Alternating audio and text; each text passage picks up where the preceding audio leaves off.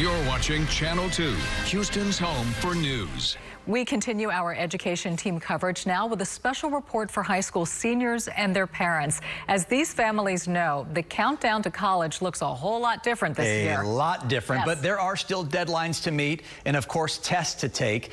Education team anchor Keith Garvin is live in our newsroom now with the challenges and the changes all these families need to know about. Keith? Chris, Dominique, in the age of COVID-19, nothing is normal, right? And that includes the senior year checklist. Well, there's definitely a learning curve for families preparing for college during a pandemic. But tonight, I have 3 things parents can do right now to make sure their kids are ready for what's to come.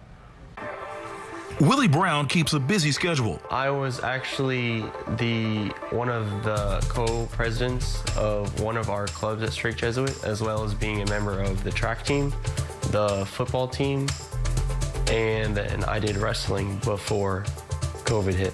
But like many other high schoolers, the Strake Jesuit senior is adjusting to a new normal thanks to COVID-19. There's just so much that just thinking about it now, you just wouldn't even think about how much it's changed. And in Pearland, changes for Hillary Rogers, too. The Dawson High School senior has gone from an active social and extracurricular calendar to remote learning only.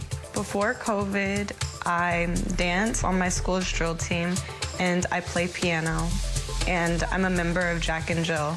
It's weird not being able to go to school and see people. But it's not just students trying to make sense of it all. Parents are dealing with their own feelings of what it means for their college-bound kids. The anxiety is high. This is not normal. This is not normal. So what should parents be doing right now to help their seniors prepare for the college admission season? First up, testing.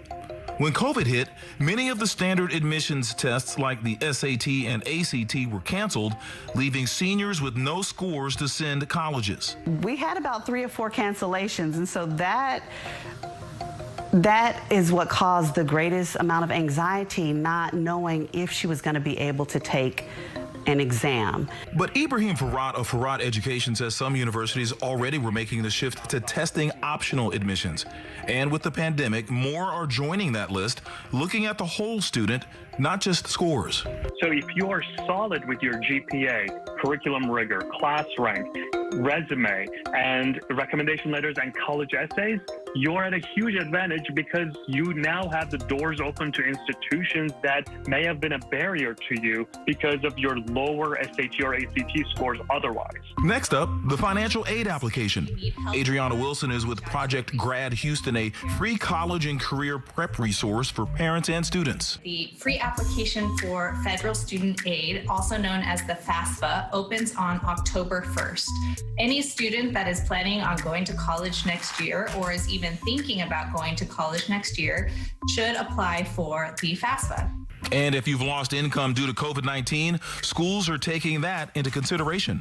Once you actually get into a school, you'll talk to the school about how those things have changed and be able to make those adjustments to reflect your actual income at this point or at the time that you enter school.